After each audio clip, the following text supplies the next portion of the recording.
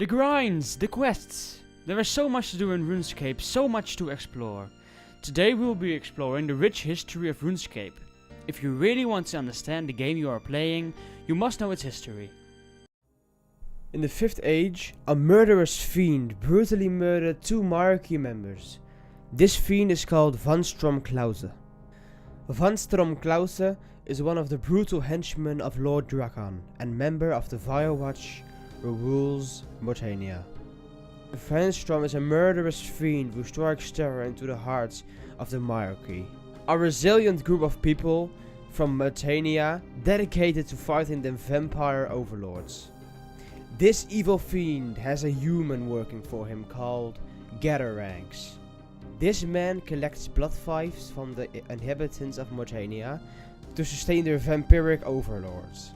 He does this to protect his family from the vampires. Next to Hallowvale there's a dead looking town where the Myreque wants to set their new base. It's called Burgh de Rott. Burgh de Rott is a town located in the southernmost part of Montania. This town has been abandoned a dozen times in the last few ages.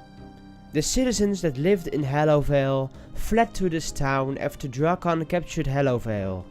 The Firewatch, Drakan's elite task force, didn't see any life in the town, so they left it alone.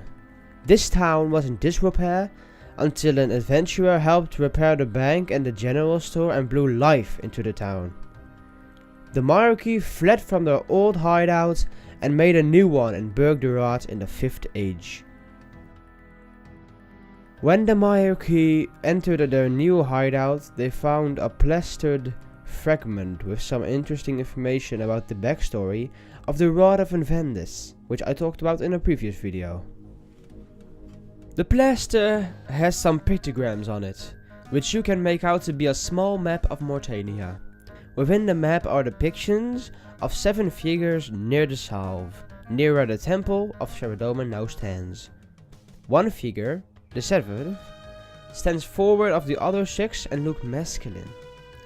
He seems to have an item in one hand, which he holds aloft, and in his other hand he holds some sort of container. Emanating from the sky appear 2 rays of light. Green you think represents of Gothics, and silver represents Sheridomen. The 7th figure seems to be surrounded by this light. All the figures depicted hold items, and some are commented. You see that someone holds a mace, another one a cudgel. The forward standing figure holds something called Sifril, and yet another figure holds a sword. You can also notice some signs representing chemical formulas which point to the container held by the figure standing forwards of the main group. They represent the elements silver, garlic, Herlande, and the eggs of the red arcanide. This figure seems to be administering this potion to a dark creature held somewhere in a powerful force. This is quite clearly an artist's impression of some moments in Montania's history. To understand more about vampires, we shall give a quick summary of what types there are and the history behind them. Vampires are a humanoid race. They have been the dominant race of Montania since the end of the God Wars, but are effectively trapped in the region due to the River Salve, a river in the Silveria region blessed by Sheridomen. As a result, there are only a handful of vampires known to live outside of Montania, and those who do are pathetically weak by the vampire standards. Montania is ruled by the Drakan family, who set up an elaborate fief system all across Montania so that the towns or villages aren't dried up of blood so quickly.